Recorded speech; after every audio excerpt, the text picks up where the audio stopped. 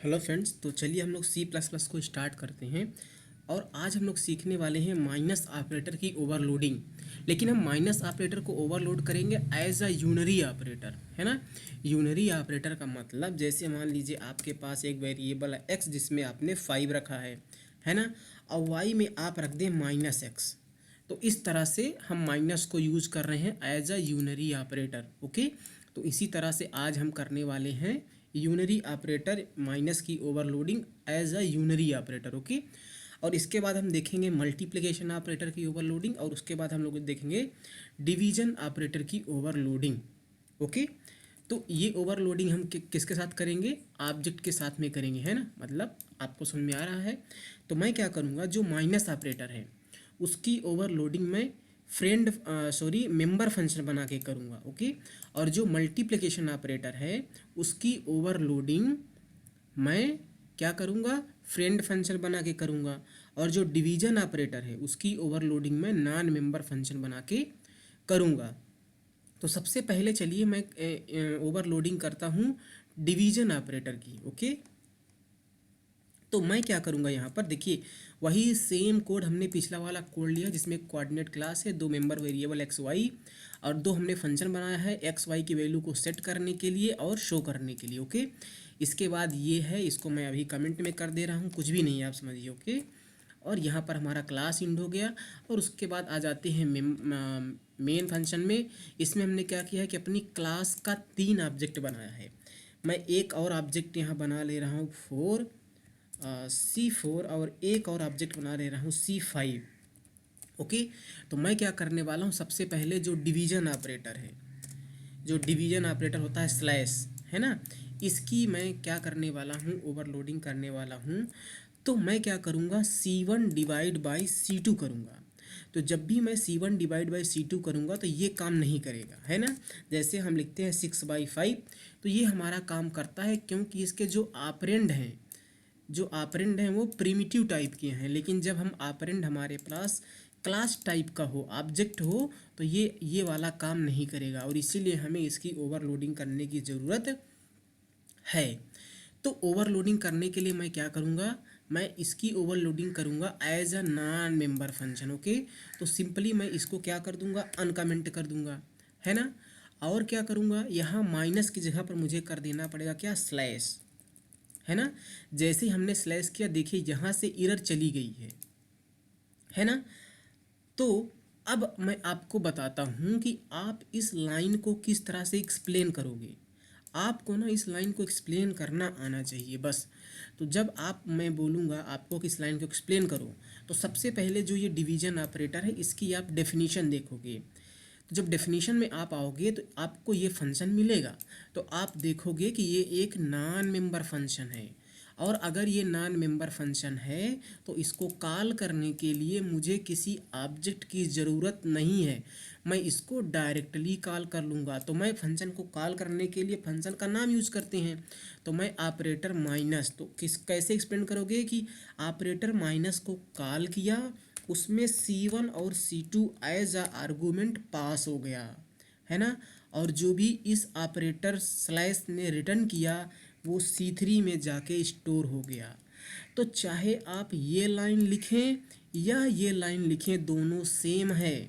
Okay, लेकिन क्योंकि हम लोग ऑपरेटर ओवरलोडिंग पढ़ रहे हैं तो इस तरह लिखने से ज़्यादा अच्छा दिखता नहीं है। ये रीडेबिलिटी के हिसाब से, रीडिंग करने के हिसाब से उतना अच्छा दिखता नहीं है। लेकिन जब आप इसको देखोगे तो समझ जाओगे कि अच्छा C1 को आप C2 से डिवाइड कर रहे हो, है ना।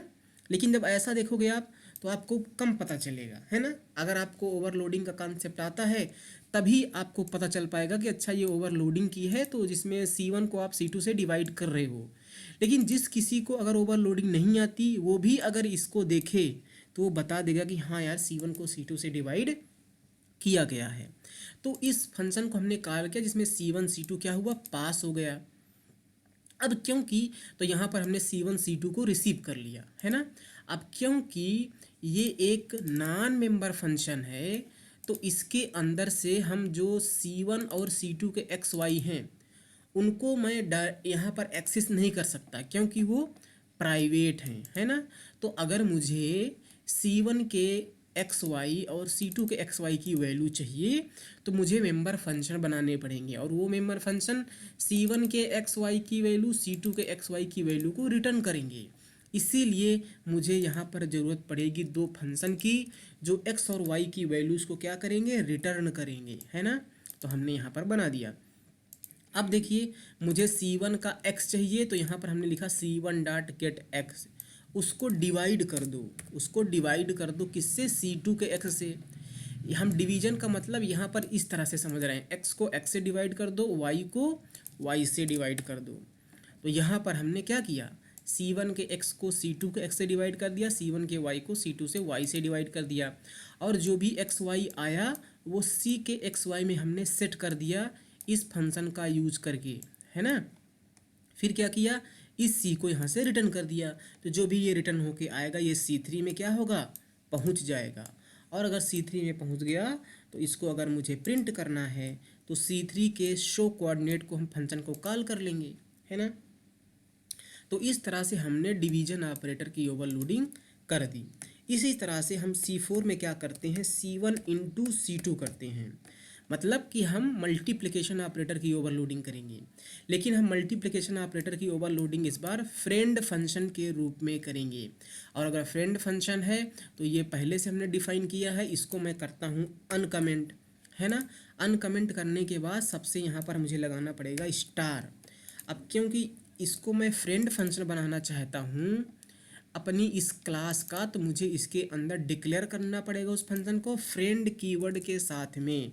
तो यहाँ पर हमने फ्रेंड कोऑर्डिनेट ऑपरेटर स्टार, है ना, है ना। तो हमने क्या किया, यहाँ पर डिक्लेयर कर दिया। अब क्योंकि ये फ्रेंड फंक्शन हमने यहाँ पर बना दिया है, इस क्लास का ये वाला जो फंक्शन है वो फ्रेंड है, तो जो C1 और C2 के मेंबर वेरिएबल है एक्स वाई, उनको यहाँ से हम डायरेक्ट डॉट ऑपरेटर लगा के एक्सेस कर सकते हैं, डॉट ऑपरेटर लगा के एक्सेस कर सकते हैं। ये फ्रेंड फंक्शन की पावर होती है। तो अब फिर से आप इस लाइन को एक्सप्लेन करो, कैसे बोलोगे कि मैं अगर बोलूँगा आपको इस लाइन को एक्सप्लेन करो, तो सबसे पहले आप इस स्टार का जो मल्टीप्लिकेशन ऑपरेटर है इसकी आप डेफिनेशन देखेंगे। जब डेफिनेशन आप देखेंगे तो आपको ये फंक्शन मिलेगा, और इस फंक्शन का डिक्लेरेशन फ्रेंड कीवर्ड के साथ में यहाँ पर मिलेगा। तो आप समझ जाओगे कि अच्छा इस फंक्शन को एज अ फ्रेंड फंक्शन बनाया गया है उस क्लास का। तो क्योंकि अब ये एक फ्रेंड फंक्शन है, ये भी एक नॉन मेंबर फंक्शन ही होता है, तो इसको भी मुझे कॉल करने के लिए किसी भी ऑब्जेक्ट की ज़रूरत नहीं है, और मुझे ऑब्जेक्ट नहीं चाहिए तो मैं डायरेक्ट इस फंक्शन का नाम लिख करके कॉल कर सकता हूँ। तो क्या कहेंगे कि इस फंक्शन को कॉल किया, C1 और C2 उसमें एज अ आर्गूमेंट पास हुआ, और जो रिटर्न हुआ वो कहाँ चला गया, C4 में चला गया, है ना। तो चाहे ये वाली लाइन लिखें या ये वाली लाइन लिखें ये सेम है ना। तो अब जब C1 C2 इसमें एज अ आर्गूमेंट पास हुआ तो यहाँ पर रिसीव हो गया, और अगर रिसीव हो गया तो C1 के एक्स वाई को हम लोग डॉट लगा करके एक्सेस कर सकते हैं, क्योंकि हम ये काम फ्रेंड फंक्शन के अंदर कर रहे हैं। C2 के एक्स वाई को हम यहाँ पर डॉट लगा के एक्सेस कर सकते हैं, लेकिन इस बार हमें मल्टीप्लिकेशन करना है, तो मैं यहाँ पर लगा दूंगा स्टार, है ना। और फिर C के एक्स वाई में हम वैल्यू सेट करेंगे और C को रिटर्न करेंगे, जो भी यहाँ से रिटर्न होगा वो C4 में चला जाएगा, है ना। तो मैं C4 के लिए शो कोऑर्डिनेट को कॉल कर लूँगा, तो C4 का जो भी डेटा होगा वो क्या होगा, प्रिंट हो जाएगा। अब हम लोग माइनस ऑपरेटर को ओवरलोड करेंगे एज अ यूनरी ऑपरेटर। तो मैं क्या करूँगा, C5 equals to minus C1 कर रहा हूँ, है ना। देखिए C5 इक्वल टू हमने किया माइनस C1, तो मतलब मैं क्या कह रहा हूँ कि जो C1 में एक्स वाई है उनको निगेटिव बनाओ और उसका रिजल्ट कहाँ रख दो, C5 में रख दो। अब यहाँ पर थोड़ा ध्यान देना है आप, यहाँ पर एक ही होगा ना, क्योंकि अगर ये यूनरी ऑपरेटर है तो इसका एक ही ऑपरेंड होगा, है ना। अच्छा यहाँ पर आप लोग अगर सोच रहे होंगे C5 equal to C1 minus क्यों नहीं कर रहे हो, जैसे यहाँ पर देखिए C1 स्लैश था, C1 स्टार था, C1 माइनस, तो जब एक ऑपरेंड होता है तो क्या आप C1 माइनस लिखते हो। मान लीजिए आपके पास x इक्वल टू 5 था, y में आप x को निगेटिव करके रखना चाहते हैं तो आप लिखते हैं माइनस एक्स, है ना, आप लिखते हैं माइनस एक्स, क्या आप x माइनस लिखते हैं? नहीं लिखते ना, आप लिखते हैं माइनस एक्स। तो उसी तरह से यहाँ पर लिखेंगे माइनस, तो उसी तरह से यहाँ लिखेंगे -c1, है ना। तो जब हमने -c1 लिखा और इस बार इस माइनस ऑपरेटर को एज अ हम लोग मेंबर फंक्शन डिफाइन करने वाले हैं, तो सबसे पहले मुझे बनाना पड़ेगा मेंबर फंक्शन। तो मैं इसको भी अनकमेंट करता हूँ और यहाँ पर लगाऊंगा माइनस, पहले से लगा है। तो अब यहाँ पर ध्यान देना है आप इस बात को। अब देखिए, अब मैं आपको बोलूँगा कि आप इस लाइन को एक्सप्लेन करो। तीनों केस में आपको एक्सप्लेन करना आना चाहिए। अब यहाँ पर जब मैं बोलूँगा आपको एक्सप्लेन करो, तो आप इस माइनस की डेफिनेशन देखोगे। डेफिनेशन जब आप देखोगे तो आपको पता चलेगा कि अच्छा, माइनस फंक्शन को, माइनस ऑपरेटर को डिफाइन किया गया है यहाँ पर एज अ मेंबर फंक्शन। अब क्योंकि ये एक मेंबर फंक्शन है, तो इसको कॉल करने के लिए मुझे ऑब्जेक्ट चाहिए। ऑब्जेक्ट डॉट लगा करके ही हम मेंबर फंक्शन को कॉल करते हैं, ये हमें पता है। बिना ऑब्जेक्ट के हम इन मेंबर फंक्शन को कॉल नहीं कर सकते। तो यहाँ पर आप क्या बोलोगे? अगर ये माइनस ऑपरेटर को, फंक्शन को कॉल करने के लिए आपको ऑब्जेक्ट चाहिए और आपने लिखा है -c1, तो c1 ही इसका कॉलर ऑब्जेक्ट माना जाएगा, है ना। c1 ही इसका कॉलर ऑब्जेक्ट माना जाएगा। तो मतलब c1 ने डॉट लगा करके ऑपरेटर माइनस को कॉल किया और उसमें कोई भी आर्गूमेंट पास नहीं हुआ, है ना, क्योंकि एक ही ऑपरेंड है। और वही अगर कॉलर ऑब्जेक्ट हो गया तो पास करने के लिए कुछ बचा ही नहीं, है ना। आपको याद होगा कि जब हम पिछली बार माइनस ऑपरेटर की ओवरलोडिंग कर रहे थे, तो वहाँ पर हमने लिखा था c1 - c2, और जो भी आ रहा था उसको हम लोग c3 में असाइन कर रहे थे, आपको याद है। तो यहाँ पर हमने क्या किया था, जब इसको एज अ मेंबर फंक्शन बनाया था तो क्या बोला था कि जो माइनस के लेफ्ट में होता है वही कॉलर ऑब्जेक्ट होता है। तो यहाँ पर c1 ने ऑपरेटर माइनस को कॉल करके उसमें c2 एज एन आर्गूमेंट पास किया था, है ना। उसमें c2 एज एन आर्गूमेंट पास किया था और जो भी रिटर्न होके आया था उसे c3 में रख लिया था, है ना। तो क्योंकि यहाँ पर अब दो ऑपरेंड हैं, तो माइनस को कॉल करने के लिए एक ऑपरेटर चाहिए। तो लेफ्ट में जो होता है वही होता है कॉलर ऑब्जेक्ट। तो c1 ने इसको कॉल कर लिया, तो c2 को मुझे पास करना ही पड़ेगा। तो ऐसे हम लोग करते थे, है ना, हम लोग ऐसे करते थे। लेकिन यहाँ पर कहानी उल्टा है कि यहाँ पर एक ही ऑपरेंड है, और एक ही ऑपरेंड है प्लस ये माइनस एक मेंबर फंक्शन के रूप में डिफाइन है। तो उसको कॉल करने के लिए मुझे ऑब्जेक्ट चाहिए, तो c1 को ही ऑब्जेक्ट होना पड़ेगा, कॉलर ऑब्जेक्ट। तो c1 ने ऑपरेटर माइनस को कॉल कर लिया, उसमें आर्गूमेंट कुछ नहीं पास है, और जो भी रिटर्न होके आया उसे हम c5 में रख रहे हैं। समझ में बात आई आपको कि नहीं? इस तरह से काम करना है आपको। तो हमने क्या लगाया, c5 = -c1, है ना। और इसमें कुछ भी आर्गूमेंट पास नहीं हुआ है, और अगर आर्गूमेंट पास नहीं हुआ तो यहाँ पर हम आर्गूमेंट रिसीव नहीं करेंगे, है ना। यहाँ पर हम आर्गूमेंट रिसीव नहीं करेंगे। अब क्योंकि मुझे क्या करना, इस निगेटिव का मतलब क्या है कि जो c1 के xy में है उसको निगेटिव करो और c5 में के xy में रख दो। तो c1 ने इस फंक्शन को कॉल किया, c1 ने इसको कॉल किया, तो इस फंक्शन के अंदर जब भी मैं xy लिखूंगा वो c1 के माने जाएंगे, है ना। तो इसकी कोडिंग अब थोड़ा चेंज होने वाली है। अगर मैं इसके अंदर x लिखूंगा तो वो c1 का माना जाएगा। इसको मुझे पहले निगेटिव बनाना है। निगेटिव बनाने के बाद जो कुछ भी आए उसको इस c के x में रखो। तो मैं लिखूंगा c.x, है ना, मैं लिखूंगा c.x। इसी तरह से c.y = -y कर दो। तो ये y किसका है, c1 का है, क्योंकि c1 ने इसको कॉल किया था, तो उसको हमने निगेटिव किया और जो कुछ आया उसे c के y में रख दिया, और यहाँ से हमने c को रिटर्न कर दिया। और जब c रिटर्न होगा तो ये वाला c इस c5 में जाके कॉपी हो जाएगा, है ना। और अगर c5 में जाके कॉपी हुआ है तो c5 डॉट शो कोऑर्डिनेट को मैं कॉल करके उसकी वैल्यूज़ को प्रिंट कर सकता हूँ, है ना। तो यहाँ पर हमने आपको 3 ऑपरेटर की ओवरलोडिंग बताई। एक को हमने इसको as a non member function define किया, इसको एज अ फ्रेंड फंक्शन, इसको एज अ मेंबर फंक्शन। तो आपको डिफरेंस समझ में आया। अब मैं क्या करता हूँ, इस पूरे प्रोग्राम को रन करता हूँ।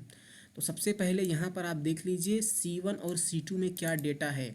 तो डिवाइड की हम बात करते हैं। डिवाइड करेंगे, 8 को 6 से डिवाइड करोगे तो 1 आ जाएगा, 6 को 5 से डिवाइड करोगे तो 1 आ जाएगा। तो यहाँ पर प्रिंट होने वाला है 1,1। यहाँ पर मल्टीप्लाई कर रहे हैं, तो मल्टीप्लाई करेंगे तो 8 इंटू 6 हो गया कितना, 48 है ना, और 6 इंटू 5 हो गया 30। यहाँ पर ये प्रिंट होगा। और जब निगेटिव की बात कर रहे हैं तो C1 का जो 8 6 है वो निगेटिव हो जाएगा, तो प्रिंट हो जाएगा -8 कामा -6, है ना, इस तरह से। तो चलिए मैं इसको एक बार रन करता हूँ, आप देखना हमारा आंसर क्या आ रहा है। अगर कुछ एरर होगी हमारे प्रोग्राम में तो हम लोग एरर को दूर करेंगे, है ना। तो हमारा प्रोग्राम ये कंपाइल हो रहा है।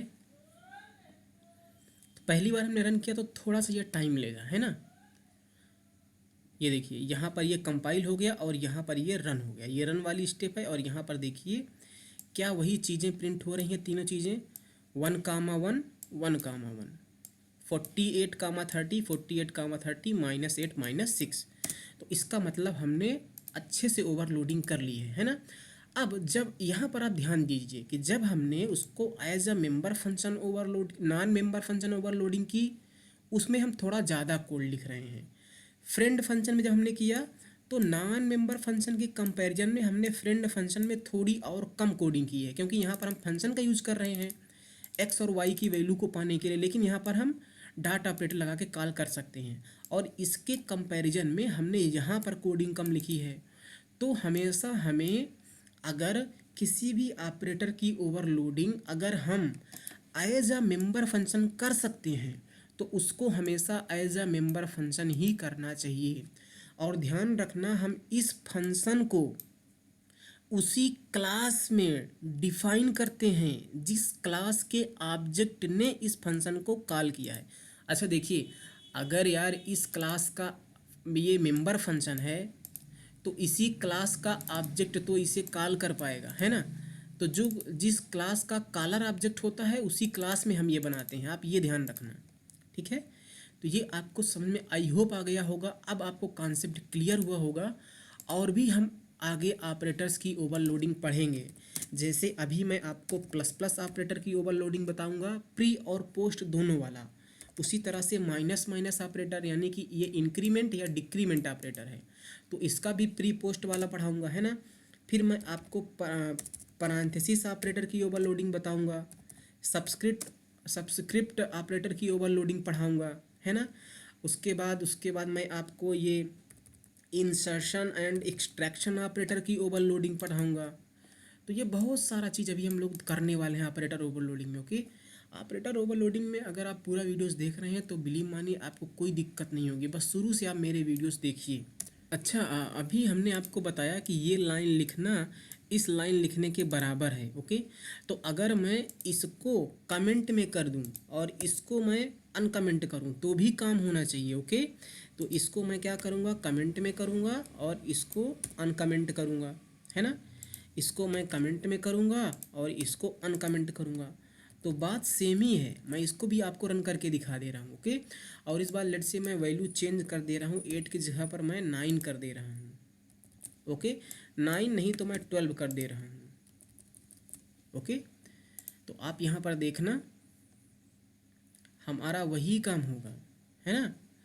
देखिए जब आप सब्ट्रैक्ट करोगे तो डिवीजन करोगे तो डिवीजन 6 दूनी 12, 2 आ जाएगा यहाँ पर, और 5 यहाँ पर 1 आ जाएगा, है ना।